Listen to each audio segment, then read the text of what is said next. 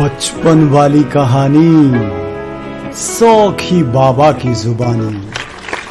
Hello hello नन्हे मुन्ने बच्चों, आ गए हैं आप सबके सौखी बाबा, लेकर अपने पिटारे में उन किस्से कहानियों को जो सुनाती थी कभी सौखी बाबा की दादी नानी। है अद्भुत, मनोरंजक, ज्ञानवर्धक और अनोखी ये कहानी जो झट से बुला देगी आप सबकी आंखों में निंदिया रानी। डिनर तो हो ही गया होगा, ब्रश भी कर लिया होगा आप सबने, तो अब फटाफट हाथ पैर धोकर आ जाइए अपने बेड पर। सौखी बाबा किस्सा तो सुनाएंगे मोबाइल में, और आप अपने बिस्तर पर पसर जाइए सोने के स्टाइल में।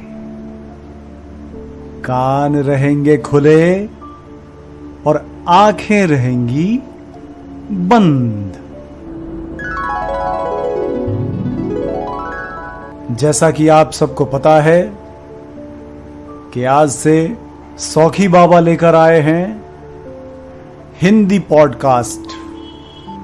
अब तक सौखी बाबा लेकर आते थे मैथिली पॉडकास्ट, जिसके 2 सीजन अब तक प्रसारित हो चुके हैं। आप सबने भरपूर प्यार दिया है अपने सौखी बाबा को, तो सौखी बाबा की तरफ से आप सबको भी ढेर सारा प्यार, दुलार व आशीर्वाद।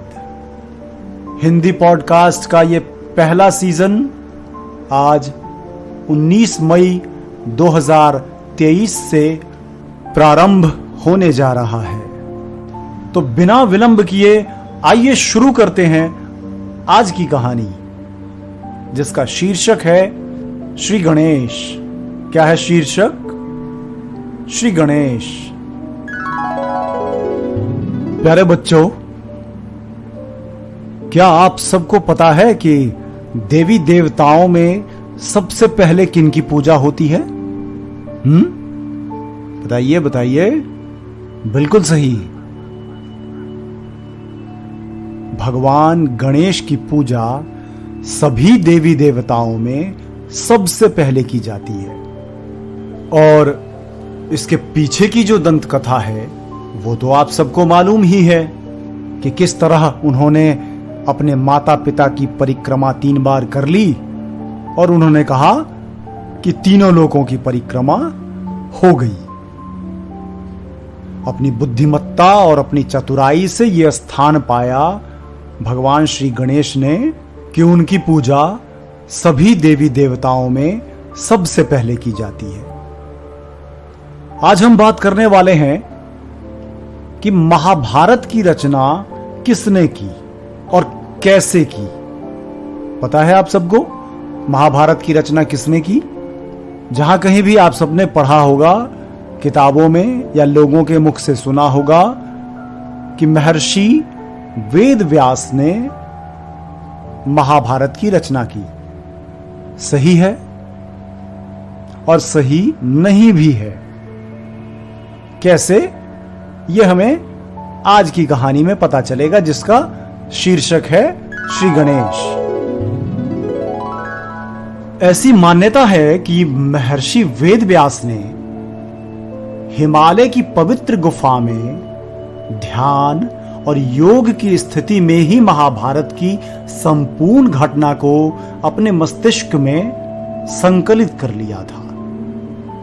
अब उनके सामने समस्या यह थी कि इसे लिपिबद्ध कौन करेगा, क्योंकि यह संपूर्ण घटनाक्रम जो है ये बहुत ही विस्तृत है, लंबा चौड़ा है और एक दिन का काम या 1 महीने का काम तो है नहीं। तो अपनी इसी दुविधा को लेकर महर्षि वेद व्यास पहुंचे ब्रह्मा जी के पास। कहां पहुंचे? ब्रह्मा जी के पास। ब्रह्मा जी ने जब उनकी दुविधा सुनी तो उन्होंने कहा इसमें आपकी मदद कैलाश पर विराजने वाले भगवान शंकर। महर्षि वेदव्यास फौरन वहां से कैलाश गए और भगवान शंकर पार्वती के सामने उपस्थित हो उन्हें प्रणाम किया और अपना निवेदन उनके सामने रखा। मैं एक ग्रंथ की रचना करना चाहता हूं, लेकिन इसके लिए मुझे अत्यंत तेज तर्रार और दिमाग वाला कोई लेखक चाहिए। भगवान शंकर मुस्कुराए और उन्होंने वेदव्यास से कहा, आपके इस कार्य के लिए बाल गणेश सबसे उपयुक्त होंगे। तत्क्षण ही बाल गणेश को बुलाया गया और उन्हें भगवान शंकर ने कहा कि महर्षि आपकी मदद चाहते हैं। अब पिता का आदेश था और महर्षि स्वयं पधारे थे, तो फिर सोचने की तो बात ही नहीं थी। तो बाल गणेश ने सिर हिलाकर हामी भर दी, लेकिन उन्होंने इस लेखन कार्य के लिए एक शर्त रख दी। शर्त यह रख दी कि उनके लेखन के बीच में वो कभी नहीं रुकेंगे। कौन? वेदव्यास कभी नहीं रुकेंगे, क्योंकि वेदव्यास को नरेशन देना था और लिखना था गणेश जी को। तो गणेश जी ने शर्त रख दी कि मैं लिखता रहूंगा अनवरत। अनवरत किसको कहते हैं? बिना रुके। बिना रुके को कहते हैं अनवरत। तो मैं अनवरत लिखता रहूंगा, दिन रात लिखता रहूंगा, लेकिन शर्त है कि आप कभी लिखवाने में रुकेंगे नहीं। शर्त सुनकर व्यास जी थोड़ी चिंता में पड़ गए और उन्होंने भी तत्काल एक शर्त रख दी। ध्यान से सुन रहे हैं ना आप लोग? उन्होंने भी तत्काल एक शर्त रख दी। व्यास जी ने शर्त रखी कि उनके बोलते समय किसी भी श्लोक का अर्थ पूरा जाने बिना गणेश जी उसको नहीं लिखेंगे। मतलब महर्षि वेदव्यास जिस किसी भी श्लोक को लिखने के लिए कहेंगे, पहले गणेश जी उसका अर्थ समझेंगे, उसके बाद लिखेंगे। गणेश जी ने भी उनकी शर्त मान ली। अब चूंकि दोनों एक दूसरे की शर्त मान चुके थे, तो कैलाश से दोनों विदा हो गए महाभारत के लेखन कार्य के लिए। उन्होंने भगवान शंकर को प्रणाम किया, उनसे आशीर्वाद लिया और वहां से निकल पड़े। कहां? बद्रीनाथ धाम के पास एक गुफा है। पुराणों के मतानुसार बद्रीनाथ धाम की स्थापना सतयुग में हुई थी, जबकि महाभारत की जो घटना है वह द्वापर युग की है। तो महर्षि वेदव्यास और भगवान श्री गणेश वहां से चल पड़े महाभारत ग्रंथ की रचना के लिए।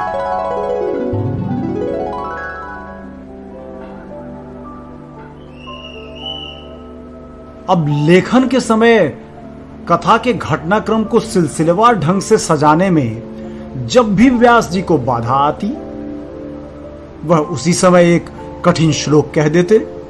जब तक गणेश जी उस श्लोक का अर्थ समझते, तब तक व्यास जी आगे की कथा के तार जोड़ लेते थे। व्यास जी को जब कभी भी आराम करना होता, तो वह एक साथ कई सारे मुश्किल श्लोक भगवान गणेश के सामने कह देते थे। भगवान गणेश उसको सुलझाने में लग जाते थे, उसका अर्थ समझने में लग जाते थे, क्योंकि दोनों तरफ की शर्त तो ऐसी थी कि दोनों ने चतुराई से काम लिया था। गणेश जी बहुत तेज थे लिखने में। अब इस महाभारत को रचने के क्रम में एक घटना घटी। घटना यह घटी कि स्याही में डुबोकर जिस कलम से गणेश जी महाभारत की रचना कर रहे थे, लिपिबद्ध कर रहे थे, वह टूट गई बीच में। और एक नहीं कई बार टूट गई। क्या टूट गई? कलम, जो स्याही में डुबोकर, स्याही किसको बोलते हैं? इंक को। अब तो खैर इंक का चलन नहीं है, रोशनाई भी बोलते हैं उसको। अब तो ball pen, gel pen, pencil, इन सारी चीजों से लिखने लगे हैं लोग। पहले स्याही से लिखते थे तो वो कलम बार बार टूट जाया करती थी, चूंकि वेद व्यास इतने स्पीड में लिखाते थे और गणेश जी भी कहां थकने वाले थे, तो उस स्पीड में उनकी कलम टूट जाती थी। तो उन्होंने सोचा कि कोई उपाय, कोई हल तो निकालना पड़ेगा, अन्यथा यह काम तो बीच में ही रुक जाएगा, विघ्न उत्पन्न होंगे इसमें। तो प्यारे बच्चों, गणेश जी ने क्या किया मालूम है आपको? गणेश जी ने अपने 2 दांतों में से एक दांत तोड़ लिया और उसी को कलम बनाकर लिखने लगे। कैसे लिखने लगे गणेश जी? अपने एक दांत को तोड़कर उसी को स्याही में डुबोकर लिखने लगे। क्या लिखने लगे? महाभारत। और उनको लिखवा कौन रहे थे? डिक्टेशन कौन दे रहे थे? महर्षि वेद व्यास। प्यारे बच्चों, कहा जाता है कि इस महाकाव्य को लिखने में लगभग 3 वर्ष का समय लग गया था। बद्रीनाथ कहां है ये आप सब तो जानते ही होंगे। आज के समय में उत्तरांचल में है बद्रीनाथ। वहां की एक गुफा के कंदरा में बैठकर महर्षि वेद व्यास ने अपने शर्त के मुताबिक डिक्टेशन दिया महाभारत का, और बाल गणेश ने अपनी शर्त के मुताबिक लेखन कार्य किया महाभारत का। और इस दरमियान जब उन्होंने अपना एक दांत तोड़ा कलम बनाने के लिए, तो मान्यता ऐसी है कि वेद व्यास ने ही उन्हें एक दंत का नाम दिया, जो आज गणेश जी की आरती में हम लोग गाते हैं, एक दंत दयावंत चार भुजाधारी।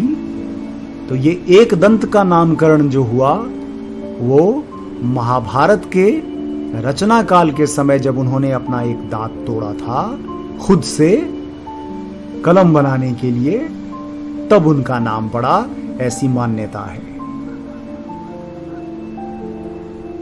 तो बच्चों, आशा करता हूं आज की यह कहानी आप सबको बेहद पसंद आई होगी।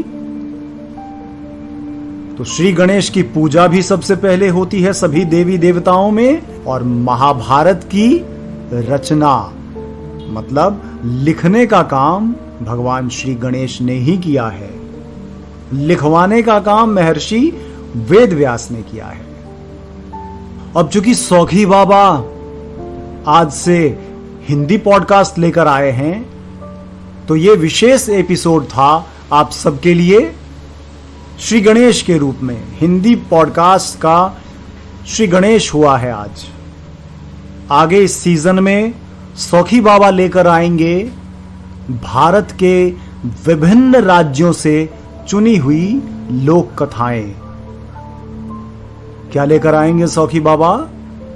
भारत के विभिन्न राज्यों से चुनी हुई लोक कथाएं। अब आप कहेंगे कि लोक कथाएं क्या होती हैं?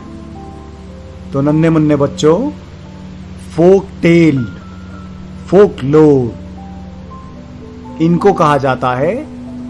अंग्रेजी में बताया सौखी बाबा ने, हिंदी में कहते हैं लोक कथाएं, जो स्थानीय प्रचलित कथा होती है, कई पीढ़ियों से चली आ रही, उन्हें कहते हैं लोक कथा। तो हिंदी पॉडकास्ट के पहले सीजन में सौखी बाबा आप सबके लिए लेकर आए हैं भारत के विभिन्न राज्यों से चुनी हुई लोक कथाएं, जो कि कल के अंक से प्रसारित होंगी। सौखी बाबा आप सबसे ले रहे हैं विदा। आप सबकी कोई जिज्ञासा हो इस किस्सा को सुनने के बाद, तो सौखी बाबा को चिट्ठी जरूर लिख भेजिएगा। ईमेल आईडी है SaukhiBaba saukhibaba14@gmail.com saukhibaba14@gmail.com। इस ईमेल पते पर आप अपनी जिज्ञासा सौखी बाबा को लिख भेज सकते हैं। तो लेते हैं विदा, मिलते हैं अगले एपिसोड में इसी कार्यक्रम में जिसका नाम है बचपन वाली कहानी, सौखी बाबा की जुबानी। शुभ रात्रि।